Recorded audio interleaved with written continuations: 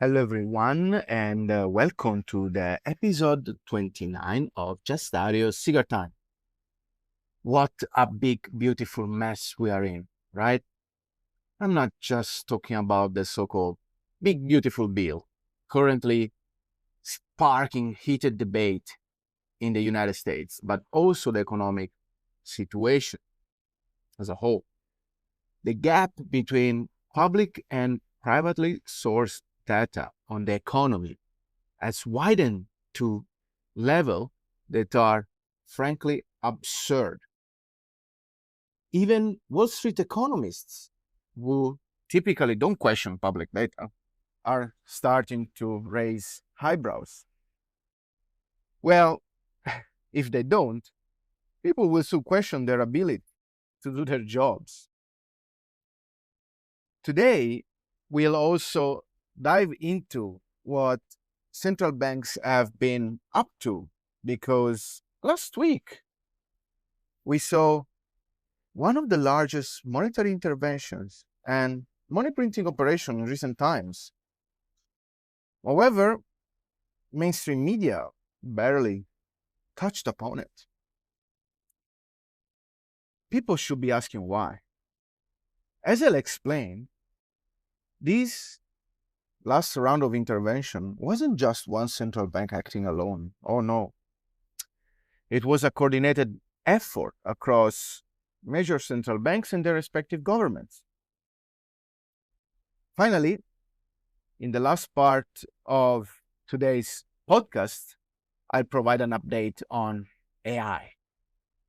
As I always say, the chickens always come home to roost. Given enough time, the truth always surfaces. And a lot of truth about AI is emerging right now. And I'll get into that. Let's start with a necessary comment on the recent public spat between Elon Musk and President Trump. There are two sides to every story, just like the two faces of a coin, the public face and the private one. Publicly, Elon Musk has been vocal about his disappointment with the big, beautiful bill. This led to a very public clash with President Trump on social media until, clearly, someone talked sense into them. Surprisingly, few people have dug deeper into this story. Why did Elon Musk act the way he did? Did he lose his mind? Was he under the influence of something? No. This situation has been brewing for months. And it's a natural outcome for someone who isn't a politician, wasn't elected, and doesn't have a political mandate. What does that mean? It means Musk's approach is that of someone unconcerned about running for re-election in 2, 3, or 4 years. His focus is on fulfilling the promises he made during the electoral campaign and cementing his legacy and reputation on a global scale. That's the truth. Some claim Musk is upset because the bill didn't include enough credits or subsidies for his business. Come on, guys, that's complete nonsense and honestly, intellectually dishonest. Musk was the first to say that anti-economic incentives should be removed, not just for himself, but for everyone.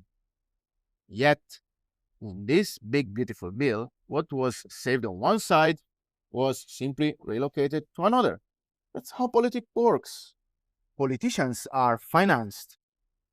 People spend money to get them elected. Even if there is no formal obligation towards them, there is a strong moral one. Politicians know that if they don't repay their sponsors, the money won't be there for their next electoral campaign. It's that simple. In legislation like this, it is easy to slip provisions to please not the voter base, let's be clear, but the sponsors. If politicians truly cared about their voters, they wouldn't behave this way. Elon Musk is right to point out that much of what is in this bill contradict the promises made during the election. Objectively speaking, I'm not taking sides here. I read the bill. which is more than many so-called expert media commentators can say.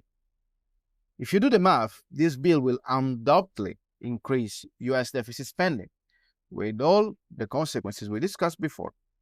The benefits, I wouldn't say they are just uncertain. Some are outright unrealistic. Take tariffs as an example. The bill projected $3 trillion in revenue from tariffs. How is that going? Not as expected. Only a fraction of that revenue is materializing. And it's clear those estimates will need sharp revisions. No legal agreement with other nations can generate enough tariffs to eat those numbers. Plus, there is the ripple effect of tariffs on an economy already battered by high inflation. An inflation everyone in the public sphere stubbornly denies, but is becoming more and more undeniable. So, Elon Musk was effectively acting like a political sponsor in making public his dissent against the bill. His reaction was, in a sense, the one of a person that would say, I invested 300 million that we know he paid to finance Republicans' electoral campaign, and this wasn't what I paid for. I paid to make things right, to boost my legacy and reputation, not for this. Was his reaction inappropriate? Yes. But why was anyone surprised? Everyone knew Musk got into a heated argument at the White House with Treasury Secretary Besson a few months ago.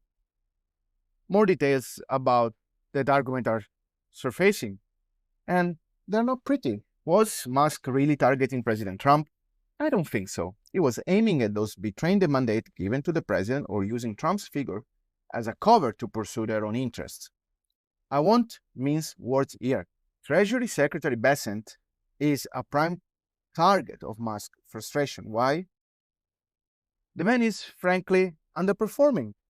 Before we had US Treasury Secretary Yellen, and I really struggle to think of a less competent US Treasury Secretary that would deliver a political agenda that caused such a significant damage to the economy. But now, her successor seems to be doing the same, if not worse. Where do you think all these flawed economic policies and directives come from? Mostly from the Treasury Department. The Department of Commerce is tasked with implementing them and broadcasting a specific narrative, but the Treasury holds the keys to the safe. They know the real numbers. What we have seen so far is a parade of miscalculation that's undermining the credibility of the current administration. Surprisingly so, because outdoing the Biden administration's misstep was no easy feat.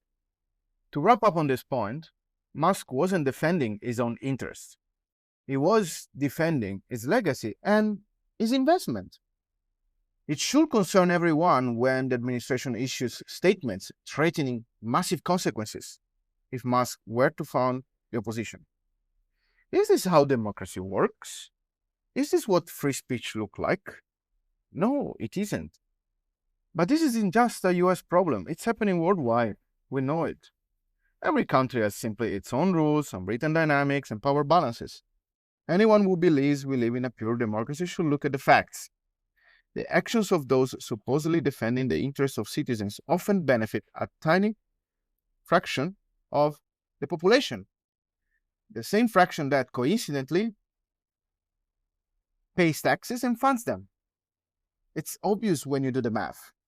All right, now let's move on to the second part of today's podcast, economic data.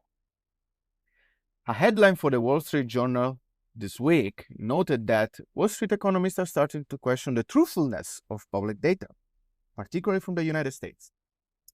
I can tell you, it's the same story globally. How is it possible that one day we get one of the weakest ADP employment reports in recent years, and the next day a strong non-farm payroll headline? Aren't these two measures tracking exactly the same thing?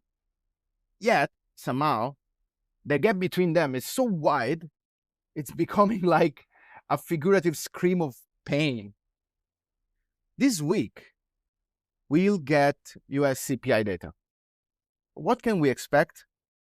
If the administration claims inflation is under control, would you argue against your boss and risk your job to tell the truth if you work at the BLS? I tell you, no one wouldn't. So what should we expect from Wednesday's US CPI report or other economic updates from Europe, Japan, or elsewhere? The reality is clear. There is the real world, and then there is the financial markets metaverse. A fantasy where the economy is booming, everything is rising, and there are no problems. Everyone is getting rich and happy, right? Sure, but in the metaverse. What's the reality after the bullish statistics are fed into financial markets metaverse? Revisions quietly roll in later, telling a different story. For years, these revisions have shown that if the real data hit the markets immediately, stocks would have tanked every time. The real economic data describe a reality that's the polar opposite of the financial markets metaverse. In this perfect universe, everything is engineered to push stocks higher. But pay attention. While everything is awesome in the metaverse, more people are starting to question it, like Neo did in The Matrix. While everyone was consuming large amount of popcorn enjoying the Elon and Trump show last week and debating a little bit about the truthfulness of economic data, central banks were more active in the open markets than they have been in a while, printing money and doing everything possible to lower interest rates on government bonds.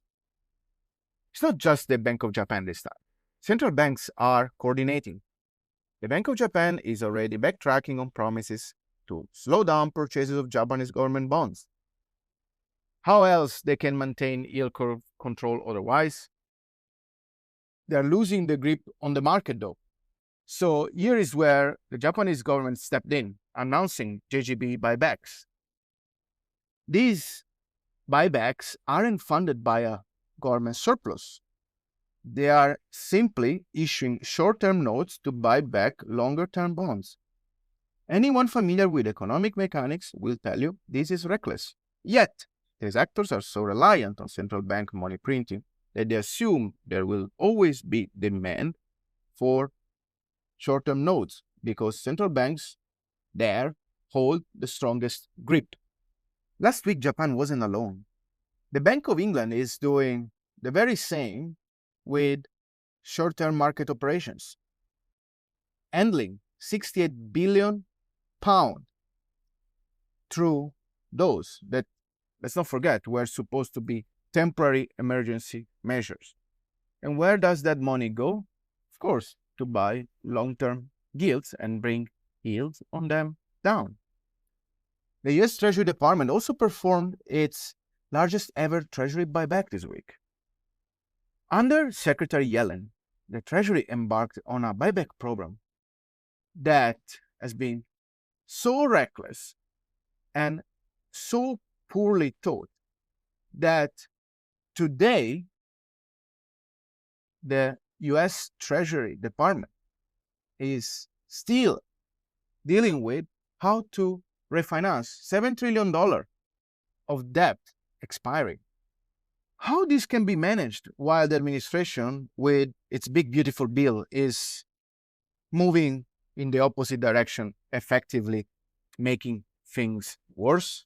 All these efforts to sustain the financial markets metaverse are becoming immense, but they are damaging consumers. Money printing and market distortions don't just stop here.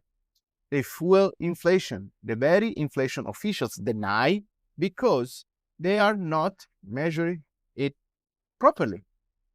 Simply because they don't want to do it. Inflation is a monetary phenomenon. Print money and you get inflation, period.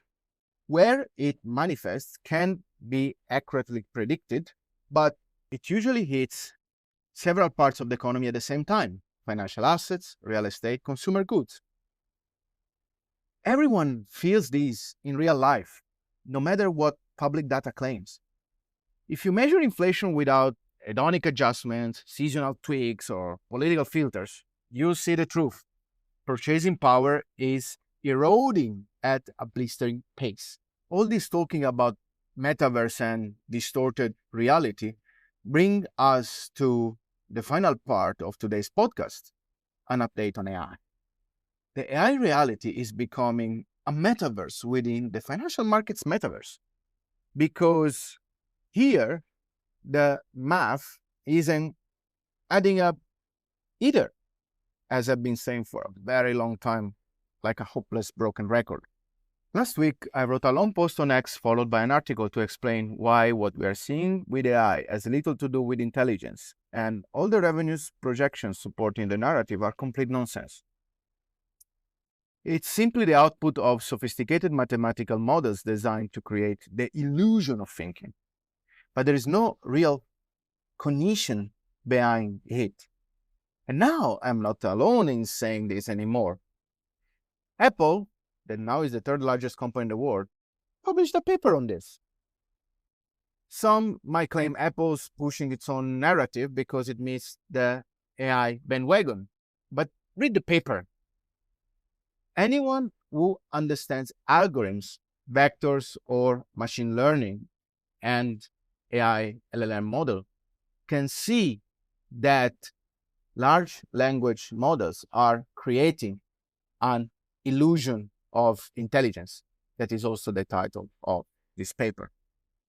I recommend everyone read Apple's paper to understand what AI at the moment is and where it's headed.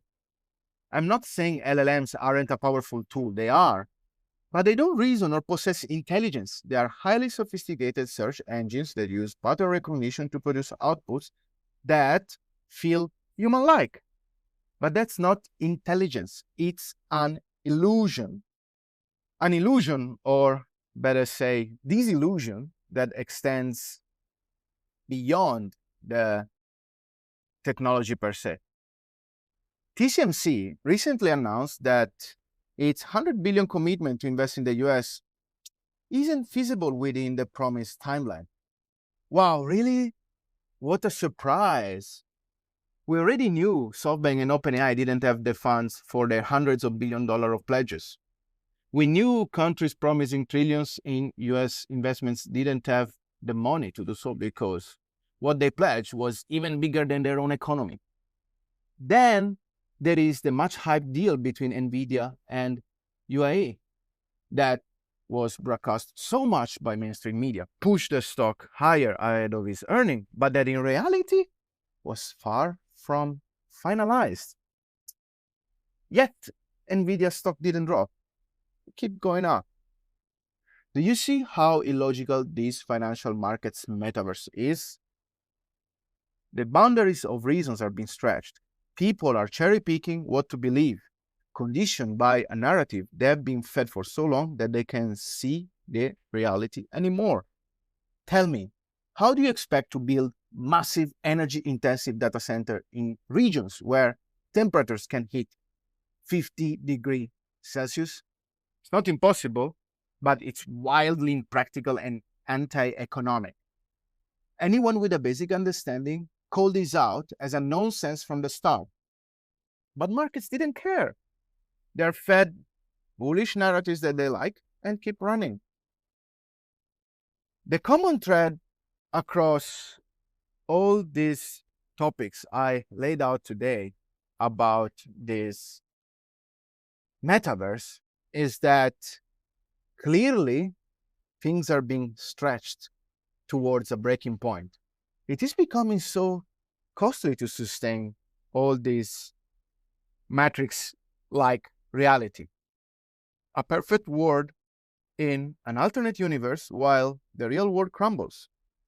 If this continues, we are not far from a dystopian future where resources needed for actual economic development are drained from the people. the same people paradoxically paying for this without reaping the benefits. Tell me, would you go to a supermarket, pay for clothes or food, and walk out empty-handed? That's exactly what's happening here. But people are doing it. At some point, they'll feel the hunger, the cold, the reality. They'll ask, where is my stuff?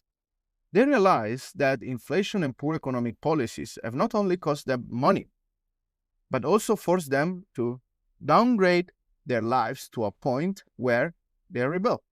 That's when Neo wakes up and sees the truth in the movie. The fight to fix this will be more and more brutal the longer we perpetrate on this path. And personally, I would rather prefer all this charade ends sooner rather than later. But unfortunately, given the current dynamics, I'm not so optimistic. Thank you all for listening to this week's podcast. I appreciate your likes, comments, and subscription to my channel, which helps spread my voice to more people. Thank you for supporting me on X and for reading and commenting my articles on JustDario.com. I wish everyone a great week.